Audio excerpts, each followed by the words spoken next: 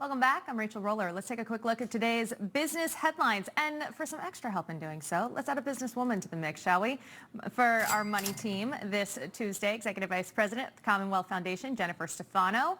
Also, we have business and market analyst and Newsmax contributor Seth Denson and America's accountant, Dan Geltrude. So good morning to you all. Let's get straight to the markets. Let's take a look at this. The Dow Jones stumbling slightly at the end of trading yesterday, losing nearly 13 points, but staying above that 36,000 mark. Futures are up ahead of trading.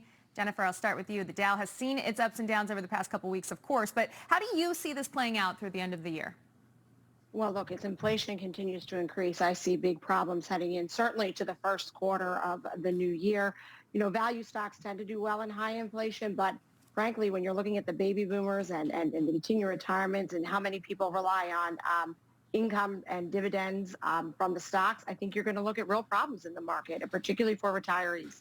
We're also having some problems with our business headlines, so take a look at those. Mark Zuckerberg can't seem to get out of the hot seat. The Ohio Attorney General now suing Meta Platforms, of course formerly known as Facebook, for allegedly misleading the public about how it controls its algorithm, and then, of course, all the effects that it has on kids. So, Seth, do you think Meta can recover from the bad publicity? Do you think, in fact, that name change was to make this all just disappear and it didn't quite work?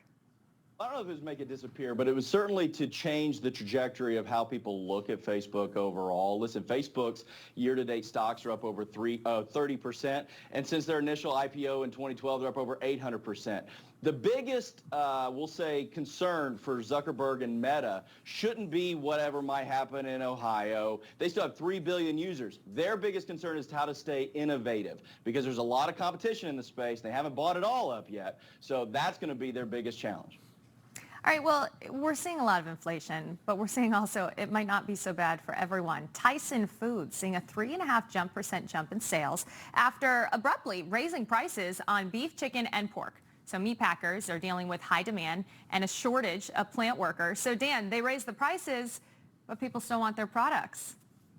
Yes, they do. And I'm actually not surprised by this, because when you think about people having that feeling of scarcity, which creates a certain level of panic, so people are saying, well, wait a minute, I'm not going to be able to get my chicken. So every time it's available, let's make sure we buy it up. So basically, Tyson, all the products that they're generating and putting out on the shelves in grocery stores, it's getting bought up, which, of course, at higher prices is going to lead to higher revenues for Tyson. Of course, we all remember the scarcity panic over toilet paper. So maybe it's that with chicken nuggets.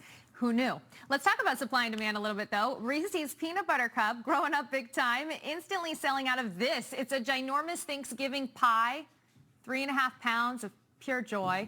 There was only 3,000 of them, though. People are already getting on a wait list. So what do we think here? Do we think this is pure gold?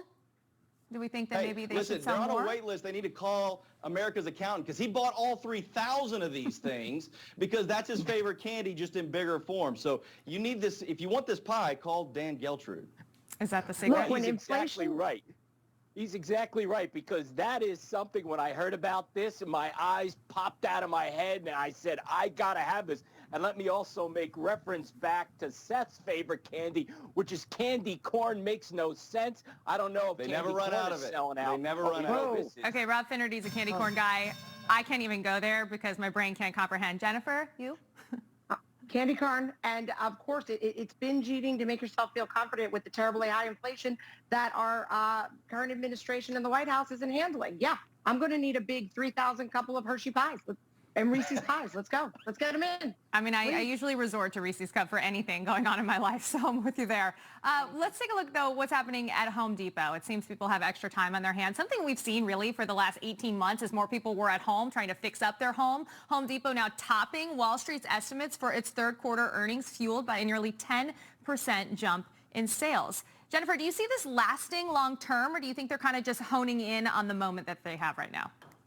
No, I mean, I think it's due to inflation and the increase in the consumer price index, and housing is leading that. It's just too expensive to buy a new home. So I think what you're going to see is people fixing up their houses, people putting on what they can. I think you're going to see the same thing with cars. They're going to run their cars out as long as they can. You're going to see places like Pep Boys and other companies doing well during times like this. I think there's just no room for people to move to go to a new house or a new car.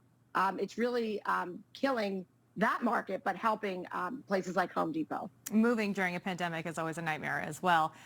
Let's take a look at what Green Bay Packers are doing. They're selling $90 million of stock to help fund improvements for Lambeau Field. Just the sixth time in their storied history, shares have been offered to the public. This, of course, all coming after quarterback Aaron Rodgers returned from COVID list to lead that game to victory. Seth, what do you think's happening here?